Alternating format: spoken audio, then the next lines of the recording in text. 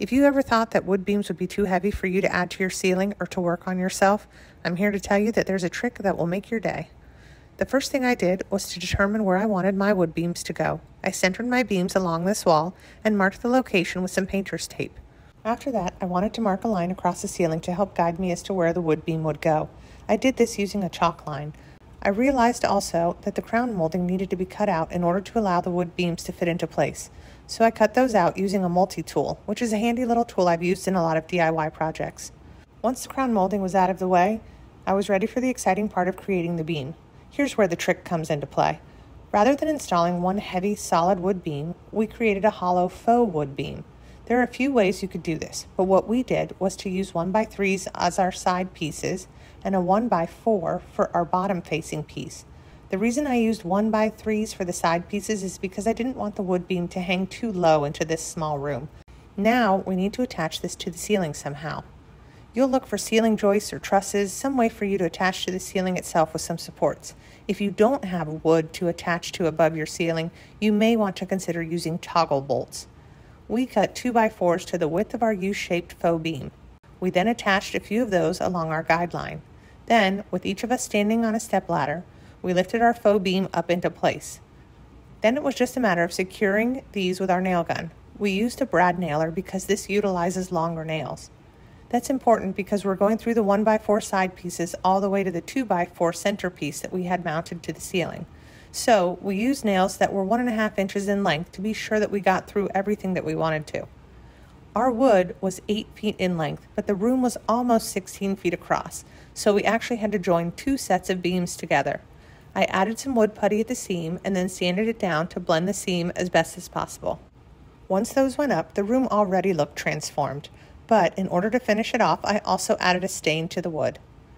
You might wonder why I didn't stain the wood before I put it up on the ceiling. The reason is because I needed to join these 2 faux wood beam pieces together, and I was afraid that if I stained them before putting them up, then I might have variations in the 2 different beam pieces.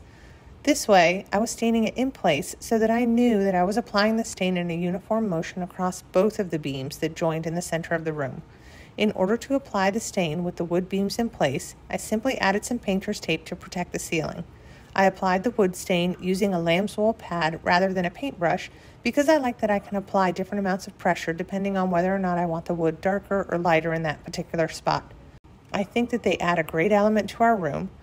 I hope that this inspires you to add some faux wood beams where you otherwise thought you couldn't have before.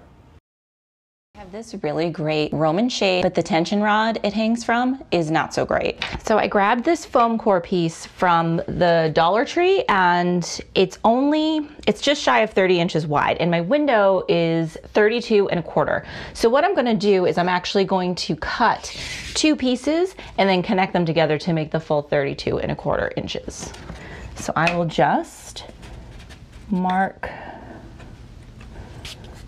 3.5 down. If you're using black foam core like I am, I would recommend using a pencil because you'll see the light gleaming off of the graphite and you won't lose your marks. Now I'll just cut this with a straight edge and a crafting knife.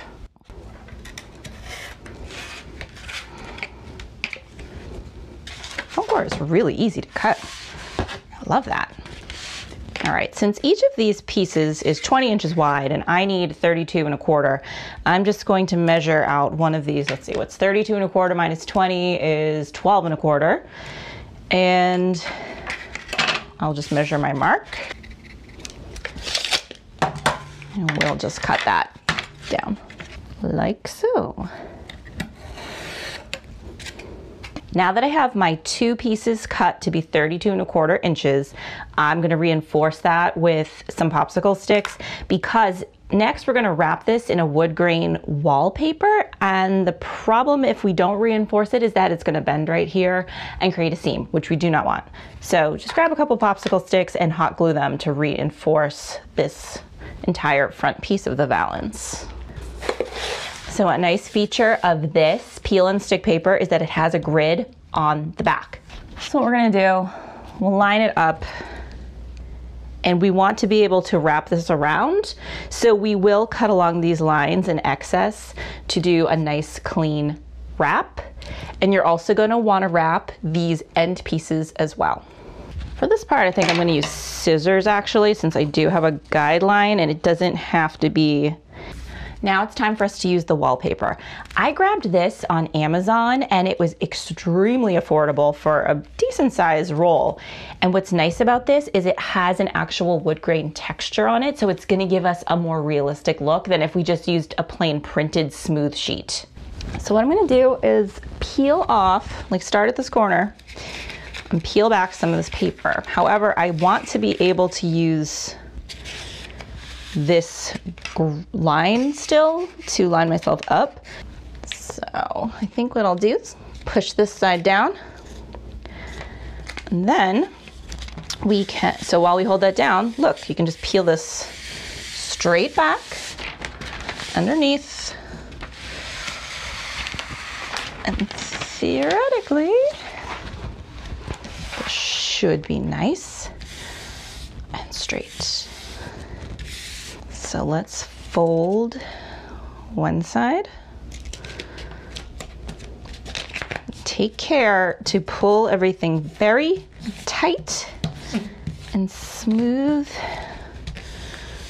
it out. Same on this side.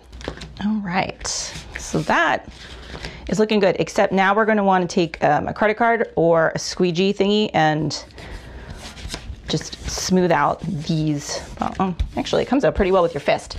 Smooth out these edges with your thumb and forefinger just to get a crisp line. And just keep working this until you get a nice smooth finish. So for these ends, I'm just gonna seal them, and I'm gonna just snip this on an angle from the edge of the board. And that way I can just glue this down, kind of like a gift package, so that there's no bulk at these edges. I'm just gonna take some hot glue and just kind of stick this to the edge right there. Okay, now this is foam core, which is nice, it's lightweight, so we don't have to go crazy with this. So in order to attach this to the insides of the window frame, I'm going to use some command strips. So I will put, like, it's small command strips here and here, the picture hanging kind, and then I will put it up inside the window and push it against the frame. This is extremely lightweight, so that will hold it indefinitely. You're going to put, and then after you install this, you can put your tension rod back in these two little gaps that you've created. So let's take a look at how that looks. I'm thrilled with how this valance came out. It didn't take that long to make, it cost a couple of dollars, and it looks really realistic. Thanks for watching Home Talk. I'll see you next time.